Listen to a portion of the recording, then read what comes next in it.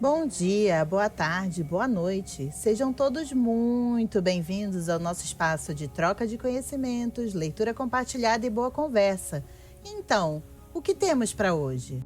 Olá, pessoa querida que está aqui mais uma vez, me dando a honra de compartilhar esse momento com você. Hoje nós temos aqui Manual de Sobrevivência Filosófico, né, de Marcos Torrido e Cláudio Blanc, organizadores dessa obra. E mais um livrinho aí de filosofia para nossa conta, mais uma amostra de livro. Lembrando que se você gostar do livro e desejar adquirir, aqui embaixo tem os links, tanto da versão física quanto da versão digital. A intenção desse quadro aqui é trazer essa amostra, não o livro na íntegra, né? E se você gostar, você mesmo vai lá e arrasa no link, tá bom? Além disso, se inscreve aqui no canal, faça parte da nossa família de leitores, compartilha e dá aquele like, né, que ajuda a impulsionar. Então, bora para nossa leitura. Do amor ao desejo, da angústia à felicidade, da moral à justiça, os textos clássicos mais discutidos da filosofia, com lições para hoje se virar no mundo, com lições para você se virar no mundo louco de hoje. Jardim dos Livros.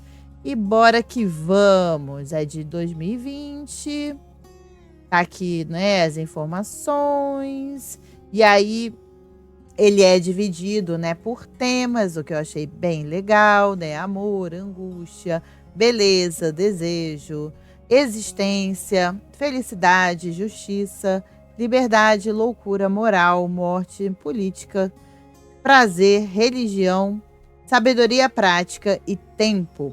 Eu confesso que essa amostra já estava aqui, eu não peguei para a leitura, né? Não escolhi para a leitura, ela já estava aqui para eu dar uma olhada.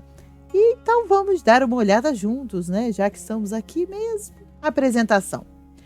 Os filósofos sempre foram uma gente meio diferente, vistos até como um pouco pirados ou como alguém que vive num outro mundo. Bom, nisso a culpa é deles mesmos. Sócrates literalmente tratava quando baixava um transe filosófico. Não se mexia, não ouvia o que lhe diziam, nem sabia o que estava rolando ao seu redor. Se colocassem a mão na frente dos seus olhos, ele não via coisa alguma.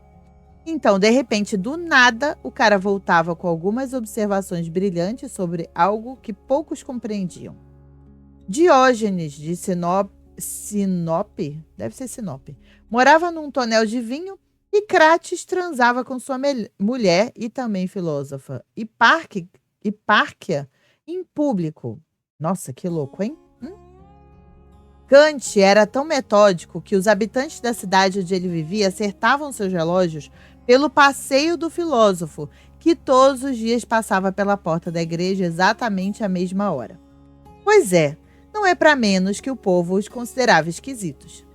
Para piorar, os caras se achavam. Platão, por exemplo, escreveu sua célebre obra A República, que os governantes deveriam ser filósofos por serem superiores às pessoas comuns. Eu lembro disso aí, a gente leu lá naquele outro livro, Uma Breve História da Filosofia. Eram os únicos que tinham meios, por causa do estudo, de se aproximar da verdade ou até mesmo de determiná-la. Mesmo assim, estavam, como todos nós, sujeitos à realidade.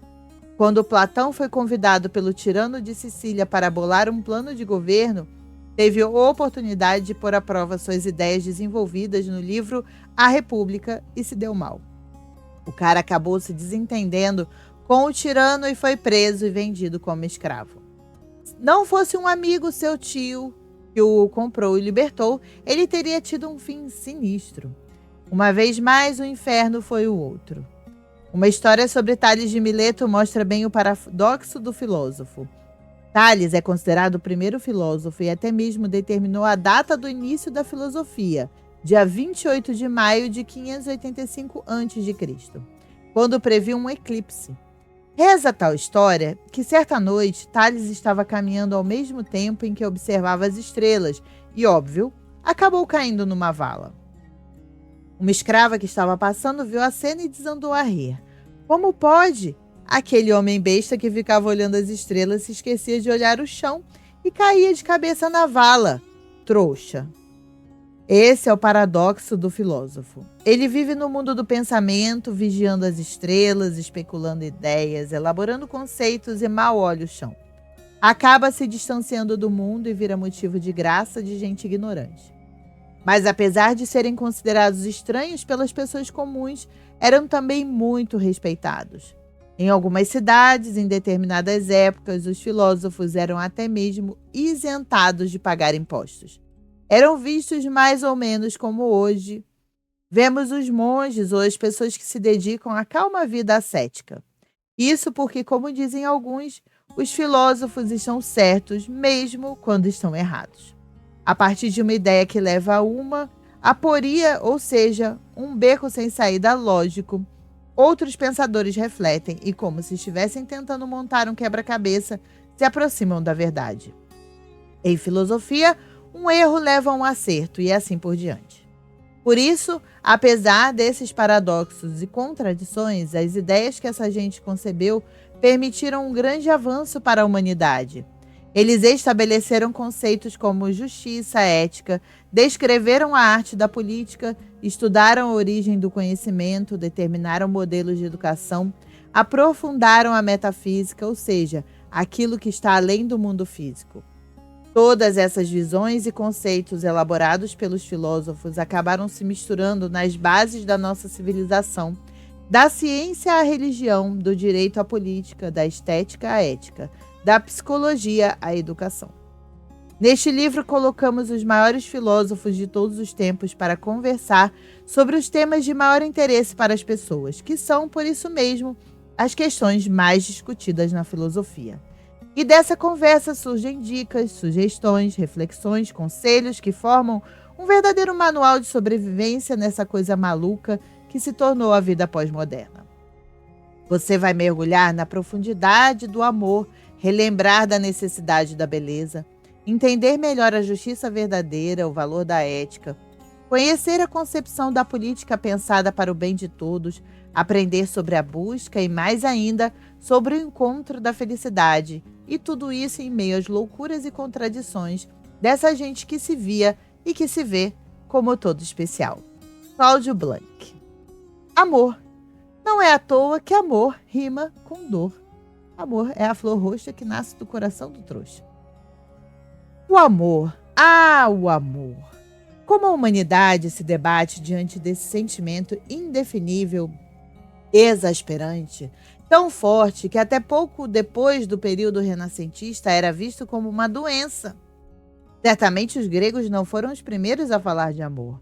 Diversas lendas antigas, como a babilônica Píramo e Tisbe, que inspirou Romeu e Julieta, do velho bardo Shakespeare, e como a grega Ero e Leandro, o amor sempre assombrou os homens e as mulheres, e por isso há milênios, como hoje, já se falava muito dele. Mas certamente os gregos foram os primeiros a escrever, a tentar definir e a conceituar o amor. E o primeiro a fazer isso foi Sócrates, registrado pelo seu mais famoso discípulo Platão, no diálogo O Banquete. Embora para alguns críticos essas histórias não sejam sobre o amor, mas sobre as consequências da desobediência. Píramo e Tisbe, 1606, a gravura é de 1606, Antônio Tempesta. Os historiadores dizem que Platão registrava fielmente os personagens atenienses em seus diálogos. Então, provavelmente, o banquete descrito por Platão nesse famoso diálogo deve ter mesmo acontecido. Nessas reuniões, depois de se empanturrarem, faziam uma roda de conversa, um simpósio, onde exibiam suas habilidades retóricas. O anfitrião decidia a quantidade de água que misturaria ao vinho para que a noite prosseguisse nessa espécie de jogo de reflexão. Muitas vezes, o barato era só encher a cara, ouvir as flautas e assistir às danças. No caso do banquete que aconteceu na casa do poeta ateniense Agatão, a coisa foi mais cabeça. O tema do simpósio, o nome que os gregos davam a esses festins, foi o amor, e Sócrates dominou a conversa.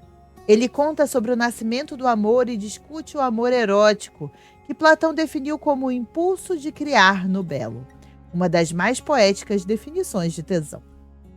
Platão. O filósofo e matemático Aristócles, mais conhecido como Platão. Ah, essa você não sabia, né? Que viveu de 428 até 347 a.C. Viveu bem, né? Da época. Nossa. Foi um grande crítico do sistema político de Atenas, na época degenerada em meio à corrupção e injustiças. Tipo o Brasil de hoje, sabe? Sua desilusão com a política atingiu o máximo quando seu mestre, Sócrates, foi condenado e morto em 399 a.C. O fato fez com que ele se afastasse da vida pública e passasse a desejar um Estado governado por filósofos como forma de iluminar a vida pública e privada. Mas a partir desse problema político-moral que iniciou sua busca, as indagações e reflexões de Platão foram se desdobrando em várias direções. O cara foi fundo mesmo. A influência de Platão é tão forte que grande parte da produção filosófica posterior irá tomar suas ideias como origem, seja para aprofundar, seja para refutar. Trechos de O Banquete. Platão desenvolveu um sistema de pensamento coerente que deveria autojustificar e demonstrar sua coerência, denominado dialética. Originalmente, esta palavra designava a técnica de discussão usada pelos sofistas. Para Platão, no entanto, a dialética era o encadeamento de raciocínios precisos, os quais impossibilitavam a refutação. Um exemplo de dialética de Platão são os diálogos de Sócrates, e um dos diálogos mais famosos é O Banquete, onde ele discute o amor. A origem do amor, um mito. Neste trecho, Sócrates explica a natureza do amor, conforme aprendeu de sua mestra Diótima de Mantineia. Aqui o filósofo reproduz uma conversa que teve com Diótima muitos anos antes do banquete na casa de Agatão. Então, bora que vamos. Sócrates: o que é então o amor? Perguntei. Ele é mortal? Não. O que então? Como no primeiro caso, ele não é nem mortal nem imortal, mas um meio termo entre os dois. O que é ele, Diótima? Ele é um grande espírito, um daimon, e como todos os espíritos é intermediário entre o divino e o mortal. E qual é o seu poder? Perguntei.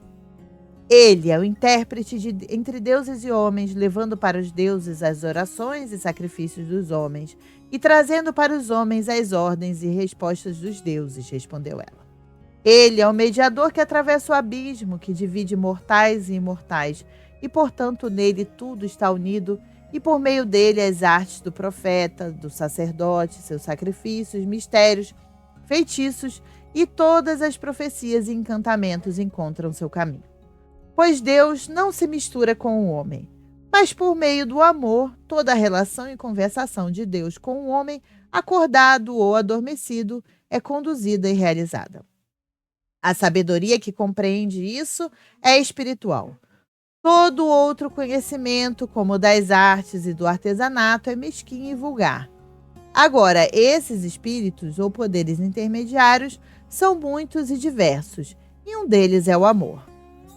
E quem eram seu pai e sua mãe? Indaguei.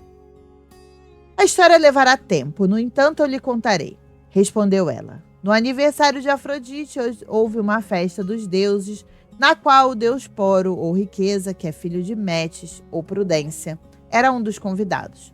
Quando a festa acabou, Pênia, ou pobreza, surgiu à porta para mendigar, como costuma fazer em tais ocasiões. Ora, riqueza, que ficou mal de tanto néctar que bebeu, não havia vinho naqueles dias. Entrou no jardim de Zeus e caiu num sono pesado. E pobreza, considerando suas circunstâncias difíceis, decidiu que seria vantajoso ter um filho dele, e assim deitou-se com ele e concebeu amor, que por ser naturalmente amante do belo, e porque Afrodite é ela mesma bela, e também porque nasceu em seu aniversário, tornou-se seu seguidor e acompanhante. Inconforme seus pais, assim também é seu destino. Em primeiro lugar, ele é sempre pobre e nada além de terno e justo, como muitos imaginam. Ele é grosseiro e esquálido, anda descalço e não tem casa para morar. Dorme sobre a terra nua exposta, sob o céu aberto, nas ruas ou nas portas das casas, e como sua mãe, está sempre em dificuldade. Como seu pai, com quem ele também se parece, está sempre conspirando contra o justo e o bom. É ousado, empreendedor, forte, um poderoso caçador, sempre tecendo alguma intriga ou outra, ávido na busca da sabedoria, fértil em recursos. Um filósofo em todos os momentos, terrível como um mago, feiticeiro, sofista. Por causa de sua natureza, não é nem mortal nem imortal, mas vivo e florescente no meio em que está pleno, morto em outro momento e novamente vivo em razão da natureza de seu pai. Mas aquilo que sempre flui para dentro, sempre flui para fora. E assim, ele nunca é carente e nunca é rico. Além disso, ele é o meio termo entre ignorância e conhecimento. A verdade é esta: nenhum Deus é filósofo ou alguém que busca sabedoria, pois já é sábio. Tampouco qualquer sábio busca sabedoria. Nem os ignorantes buscam sabedoria. Pois eis aqui o mal da ignorância: aquele que não é bom nem sábio, todavia, está satisfeito consigo mesmo. Ele não tem desejo daquilo que não sente falta. Mas quem, então, de ótima, são os amantes da sabedoria, se não são nem os sábios nem os tolos? Perguntei. Uma criança pode responder a esta pergunta, respondeu ela. São aqueles que estão entre os dois. O amor é um deles, pois a sabedoria é uma coisa muito bela, e o amor é amor pelo belo. E, portanto, o amor é também filósofo ou amante da sabedoria. E ser amante da sabedoria é o meio termo entre ser sábio e ser ignorante. E isso também se deve à sua origem, porque seu pai é rico e sábio, e sua mãe, pobre e tola. Shhh! Eita, deixa eu ler aqui. Atenção, deixa eu ler aqui. Vamos ficar quietinho? Vamos ficar quietinho? Vamos ficar quietinho. Vamos ficar quietinho? Vamos ficar quietinho? Tá bom. Tal, meu querido Sócrates, é a natureza do espírito amor. O erro que você cometeu na sua concepção dele foi muito natural. E como eu imagino pelo que você diz, surgiu uma confusão entre o amor e o amado, que fez você pensar que o amor fosse completamente belo. Pois o amado é o verdadeiramente belo, delicado, perfeito e abençoado. Mas o princípio do amor é de outra natureza e é tal como descrevi. A necessidade do amor. Agora está tudo explicado. Aristófanes é o próximo a falar.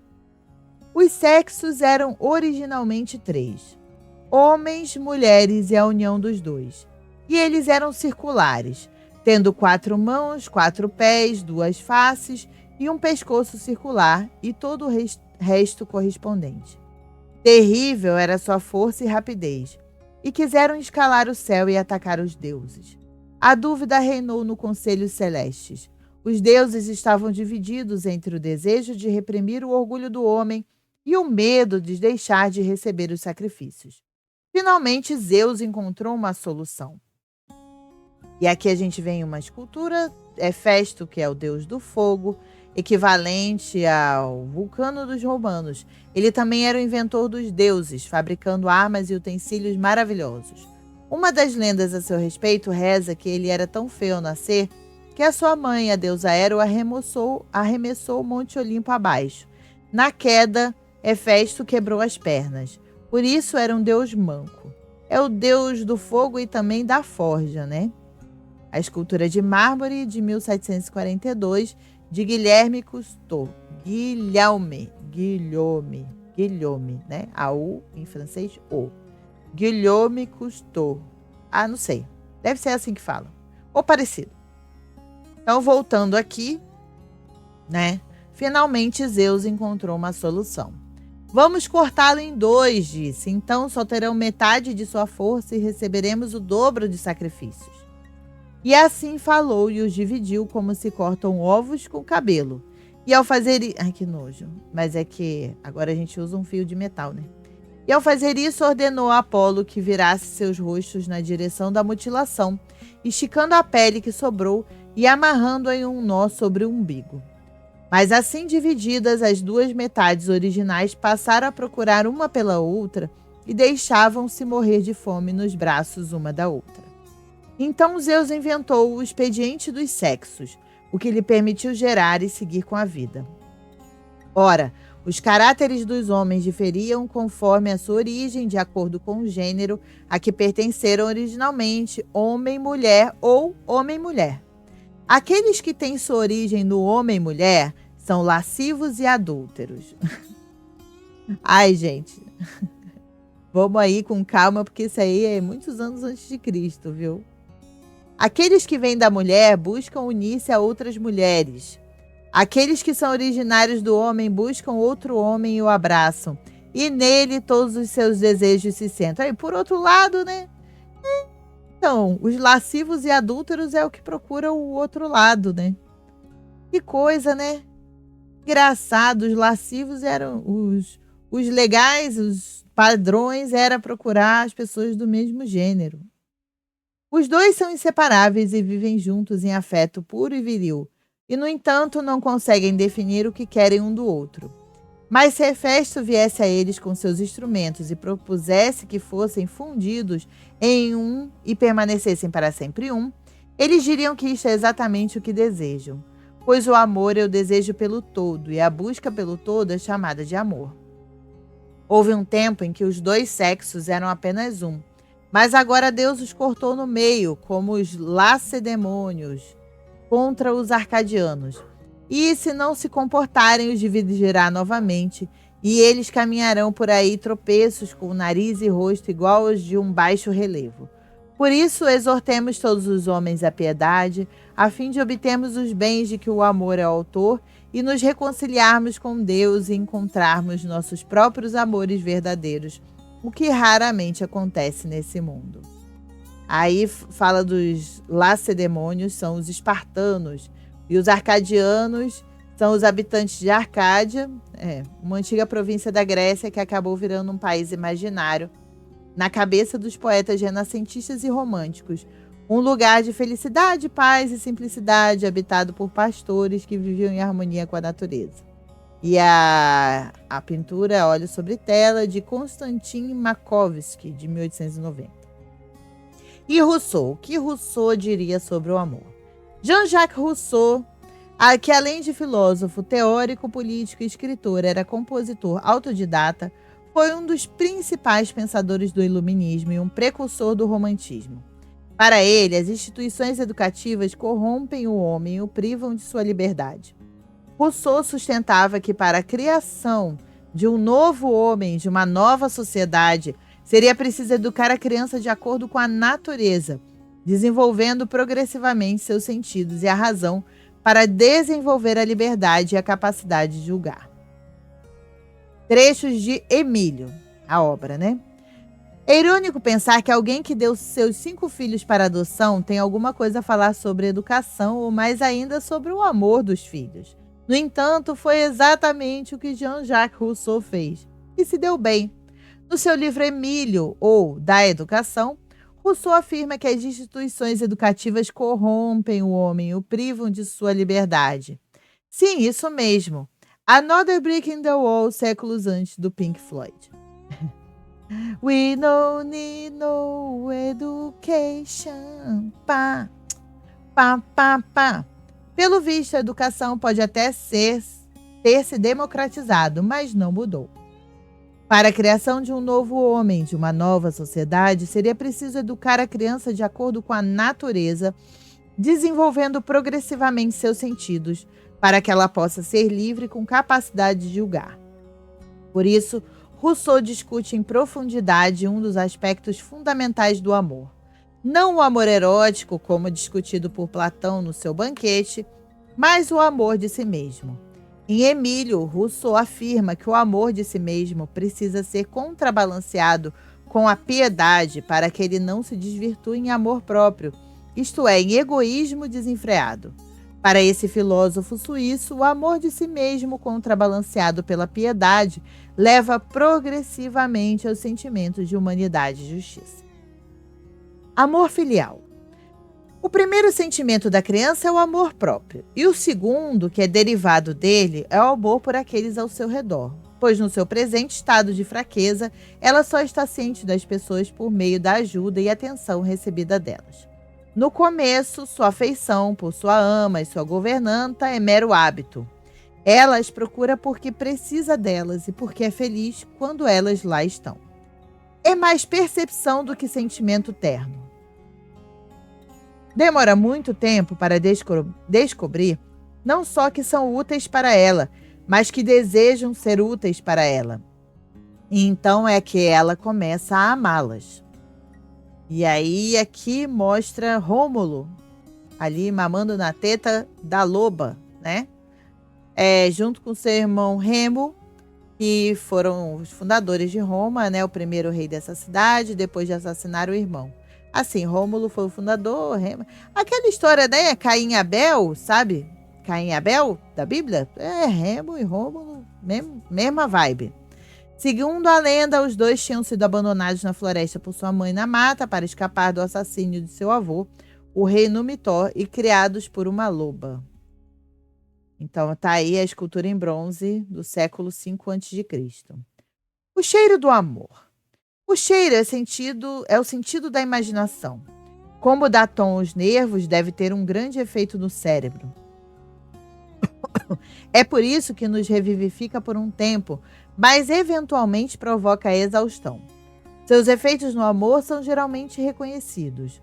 Os perfumes doces de um camarim não são tão leves como você pode imaginar. E eu mal sei se devo parabenizar ou se me compadeço dessa pessoa sábia e um tanto insensível, cujos sentidos nunca são agitados pelo cheiro das flores que a sua amante põe no seio. Amor a si mesmo. A autopreservação requer, portanto, que nos amemos a nós mesmos. Devemos nos amar acima de tudo e, por conta disso, amamos o que contribui para a nossa preservação. Cada criança gosta de sua ama. Rômulo deve ter amado a loba que o amamentou. A princípio, esse apego é bastante inconsciente. O indivíduo é atraído pelo que contribui com seu bem-estar e se afasta daquilo que é prejudicial. E isso era meramente um instinto cego. O que transforma esse instinto em sentimento, o gosto em amor, a aversão ao ódio, é a intenção evidente de nos ajudar ou de nos ferir. Estenda o amor próprio aos outros e ele é transformado em virtude, uma virtude que tem sua raiz no coração de cada um de nós. Quanto menos o objeto do nosso cuidado for diretamente dependente de nós, menos teremos que temer a ilusão do interesse próprio. Quanto mais geral esse interesse se torna, mais justo. E o amor da raça humana nada mais é que o amor da justiça dentro de nós. E se, portanto, desejamos que Emile seja um amante de verdade, se desejamos isso, ele deve realmente perceber isso. Vamos mantê-lo longe do interesse próprio em todos os seus negócios. Quanto mais atenção ele concede à felicidade dos outros, mais sábio e melhor ele é, e menos erros cometerá para distinguir entre o bem e o mal. Mas nunca lhe permita qualquer preferência cega fundada meramente na predileção pessoal ou no preconceito injusto. Por que ele deveria prejudicar uma pessoa para servir outra? O que importa àqueles que têm o maior quinhão de felicidade, desde que ele promova a felicidade de todos? Longe do interesse próprio, esse cuidado com o bem-estar geral é a primeira preocupação do sábio. Cada um de nós faz parte da raça humana e não parte de qualquer indivíduo membro dessa raça. Amamos muito mais nosso desejo do que o objeto desse desejo. Se víssemos o objeto de nossas afeições como de fato é, não haveria uma tal coisa como amor.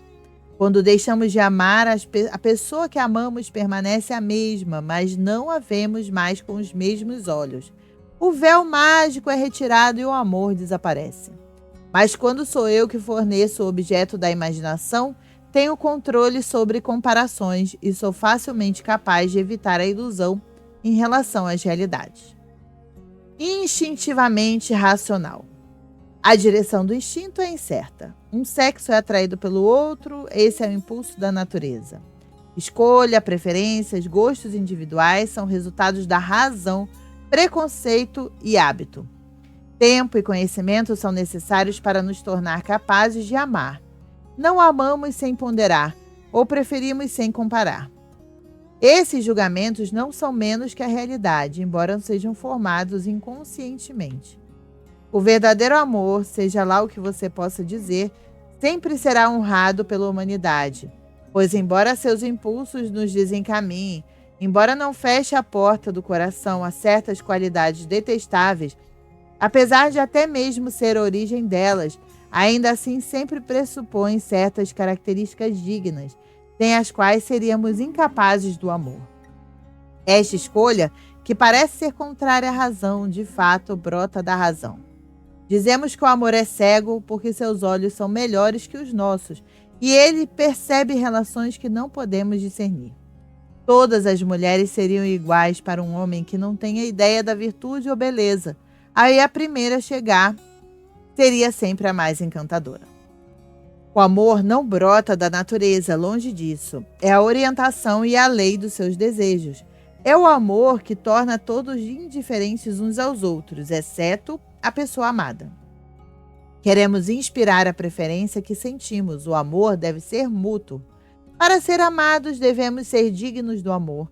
Para ser preferidos, devemos ser mais dignos do que o resto, pelo menos aos olhos da pessoa amada. Por isso, começamos a olhar ao redor, aos nossos semelhantes. Começamos a nos comparar com eles, a emulação, rivalidade e ciúme. Um coração que transborda adora dar-se a conhecer. Da necessidade de um amante, logo surge a necessidade de uma amiga. Aquele que sente como é doce ser amado, deseja ser amado por todos. E não poderia haver preferências se não houvesse muitos que não conseguem encontrar satisfação. Com o amor e a amizade começam dissensões, inimizade e ódio. Vejo como deferência as opiniões das outras pessoas entronadas entre todas essas paixões. E tolos mortais, escravizados por seu poder, baseiam sua própria existência meramente no que as outras pessoas pensam. O desejo de ser amado. Aquele que ama deseja ser amado. Emília ama seus companheiros e deseja agradá-los. Ainda mais ele deseja agradar as mulheres. Sua idade, seu caráter, o objeto que ele tem em vista, tudo aumenta esse desejo. Digo seu caráter, pois isso tem um grande efeito. Os homens de bom caráter são aqueles que realmente adoram mulheres. Tá, enfim. É a fala aí do Rousseau, tá? Fique tranquilo aí. Não fique nervoso, não. Eles não têm a linguagem zombeteira da intriga amorosa como o resto, mas seu anseio é mais genuinamente terno, porque vem do coração. Na presença de um jovem, eu seria capaz de identificar um jovem de caráter e autocontrole entre 100.000 libertinos.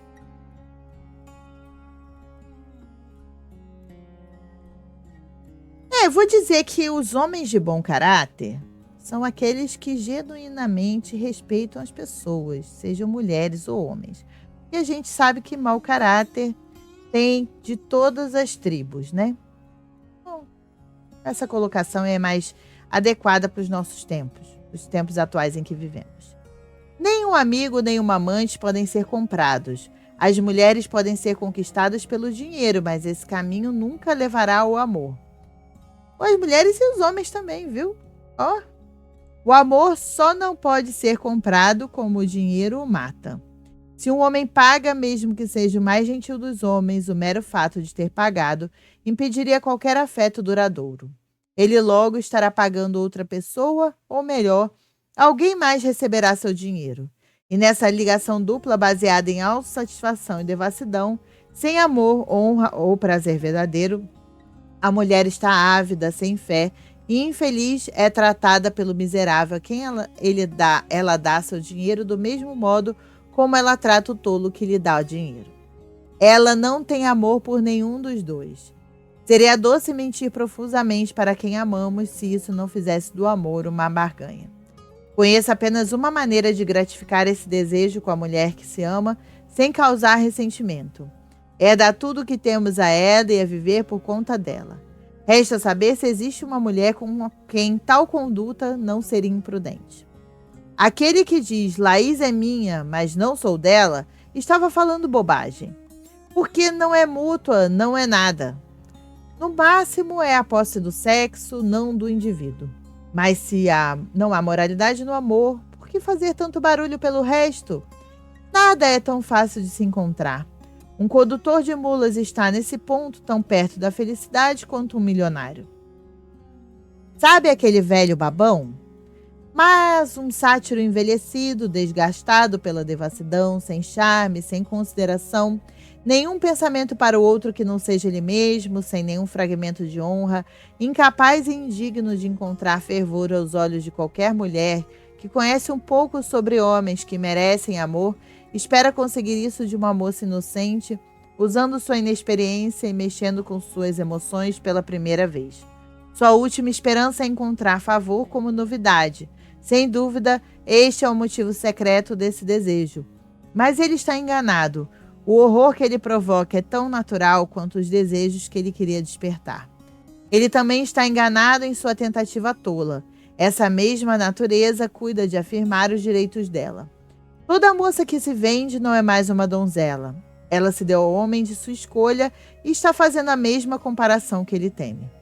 O prazer comprado é imaginário, mas nem por isso é menos odioso.